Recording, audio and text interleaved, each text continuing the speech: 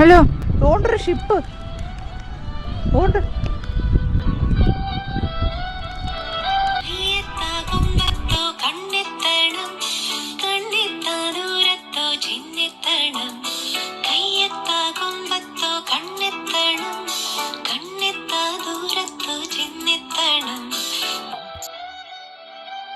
കഴിഞ്ഞ വീഡിയോ കാഴ്ചകൾ എല്ലാവർക്കും കണ്ടവർക്കൊക്കെ ഒരുപാട് ഇഷ്ടമായെന്ന് കണ്ടപ്പോൾ എനിക്ക് ഒരുപാട് സന്തോഷം തോന്നി. അതുപോലെ എനിക്കൊരു കമൻറ്റ് വന്നു, അതിൽ ഇവിടെ കുറച്ച് സ്ഥലം വാങ്ങിച്ചൊരു വീട് വെക്കാൻ തോന്നും. സത്യം അതെനിക്കും തോന്നി. എന്ത് ചെയ്യാം, അത് പറ്റത്തില്ലല്ലോ, എങ്കിലും അതുപോലത്തെ ഒരു വൈബായിരുന്നു. ഇന്ന് നമ്മളിപ്പോൾ അവിടെ നിന്നുള്ള മടക്കയാത്രയിലാണ്. ആ യാത്രയിൽ എല്ലാം എൻ്റെ പ്രിയപ്പെട്ടവർക്കും ഒരിക്കൽ കൂടെ സ്നേഹത്തോടെ സ്വാഗതം.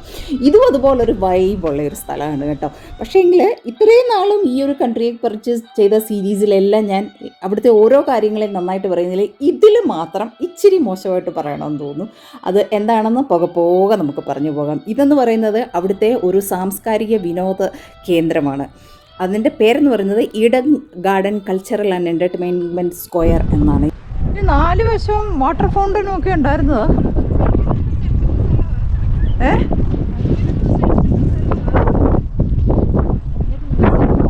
അതാ പറഞ്ഞ എന്താ പിന്നെ വരുന്നിങ്ങനെ ശക്തമായിട്ട് കാറ്റടിക്കുവാണ്. അതുകൊണ്ട് തന്നെ ആ കാറ്റിൻ്റെ ശബ്ദത്തിൽ എൻ്റെ ശബ്ദം കേൾക്കാൻ പറ്റുന്നില്ല. അത് കാരണം ഞാൻ ആ ശബ്ദം ഒന്ന് മ്യൂട്ട് ചെയ്തു.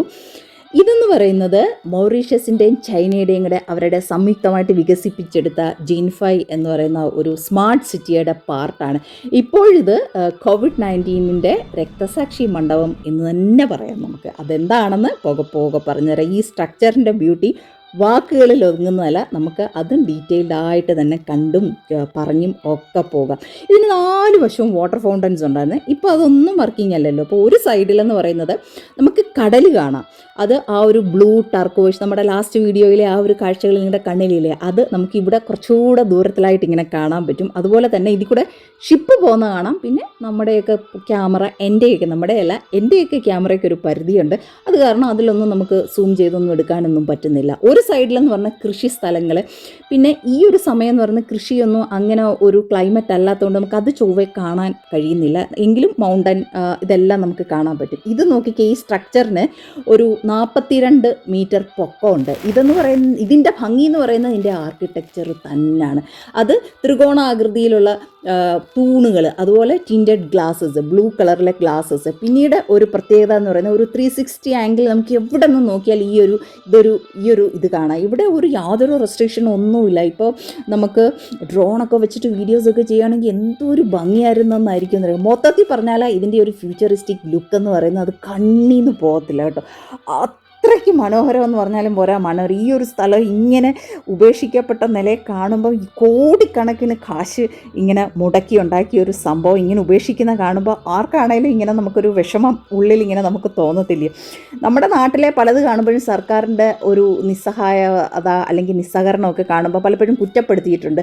ഈ ഒരു കൺട്രിയിൽ ഇത് വന്നപ്പോൾ അല്ല, നമ്മുടെ നാട്ടിൽ മാത്രമല്ല, എല്ലാ കൺട്രിയിലും എല്ലാം നല്ലപോലെ നടത്തുന്ന സ്ഥലത്തും ഇതൊക്കെ കാണാൻ പറ്റുമെന്ന് ഇവിടെ വന്നപ്പം എനിക്ക് മനസ്സിലായി. അച്ഛനാന്നോ ഡോർ അടിച്ച്? ഡോർ തുറന്നിരിക്കുവായിരുന്നു അച്ഛൻ. മാറി ഞാനിടാം.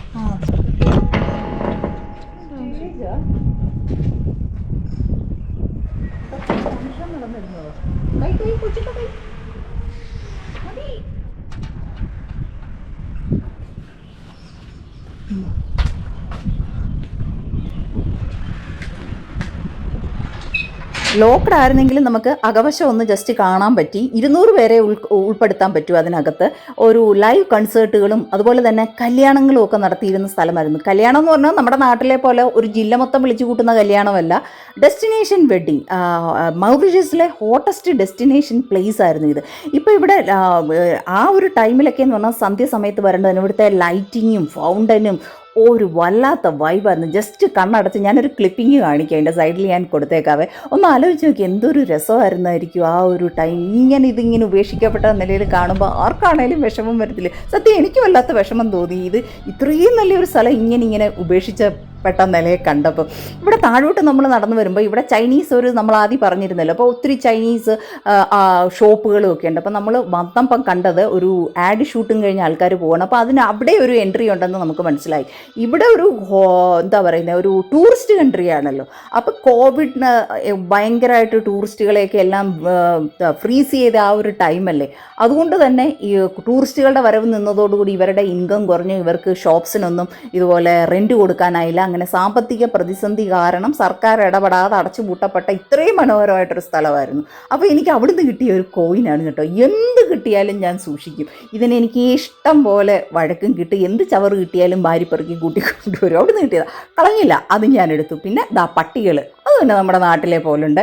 ഏറ്റവും രസം, വാക്സിനേഷൻ പോലും ഇല്ലാത്ത കൺട്രി. അപ്പോൾ എന്നെ വഴക്ക് പറയുന്നുണ്ട്, വേഗം വണ്ടിക്കകത്ത് കയറൂ, പട്ടി കടിച്ചാൽ ഇന്ത്യയിൽ വാക്സിനേഷന് പോകേണ്ടി വരുമെന്നും പറഞ്ഞു. അപ്പോൾ നമ്മൾ ഇവിടോട് യാത്ര വേണം. ഇത്രയും ഉപേക്ഷിക്കപ്പെട്ട നിലയിലുള്ള സ്ഥലമാണെങ്കിൽ ഇവിടെ നല്ല നീറ്റ് ആൻഡ് ക്ലീനായി ഇപ്പോഴും ഇതാ നോക്കി. അപ്പോൾ ഇനി വിശന്നിട്ട് വയ്യ. നമ്മൾ എപ്പോൾ ഇറങ്ങി, നമ്മുടെ കഴിഞ്ഞ വീഡിയോ തൊട്ട് കാണുന്നില്ലേ, വഴിയിൽ ഒരു എവിടെയെങ്കിലും ഒരു മോളിൽ കയറി. ഇവിടെ റെസ്റ്റോറൻ്റ് ഒന്നും അങ്ങനെ അല്ലാതില്ല, നമ്മുടെയൊക്കെ അവിടെ ഇന്ത്യയിലെയൊക്കെ പോലെ വഴികളിലൊന്നും അങ്ങനെയില്ല. അപ്പോൾ മോളുകളിൽ വന്നാലേ നമുക്ക് ആഹാരം കിട്ടത്തുള്ളൂ. അപ്പോൾ പിന്നെ ഇന്ന് ചോറ് കിട്ടുന്ന പരിപാടിയേ ഇല്ല. എനിക്കാണെങ്കിൽ ചോറ് കിട്ടിയില്ലെങ്കിൽ പിന്നെ അറിയാം, പല വീഡിയോയിലും നമ്മൾ പറഞ്ഞിട്ടില്ലേ, വലിയ ബുദ്ധിമുട്ടാണ്. എങ്കിലും വിശപ്പാകുമ്പം പിന്നെ ഇതൊന്നും ബാധകമല്ല, കിട്ടിയതൊക്കെ കഴിച്ചു. ഇത് ഫാനിൻ്റെ ലീഫ്, ഇത് നമ്മുടെ എല്ലായിടവും കാണുന്ന, എയർപോർട്ടിലൊക്കെ പലയിടത്തും കണ്ടിട്ടുള്ളതാണ്. ആ ലീഫ് ഫാൻ വളരെ കുറഞ്ഞ സ്പീഡിലാണ് കറങ്ങുന്നതിന് ലീഫിൻ്റെ നീളം, പക്ഷേ എങ്കിൽ നല്ല കാറ്റ്, പിന്നെ നല്ല ഹ്യൂമിഡ് ക്ലൈമറ്റ്. ഒരു ഐസ്ക്രീം കഴിച്ചാൽ കൊള്ളാമെന്ന് എനിക്കും തോന്നി. അങ്ങനെ ഞാനും കഴിച്ചു ഒരു ഐസ്ക്രീം. ഒന്നും ഭയങ്കര മധുരമാണ്.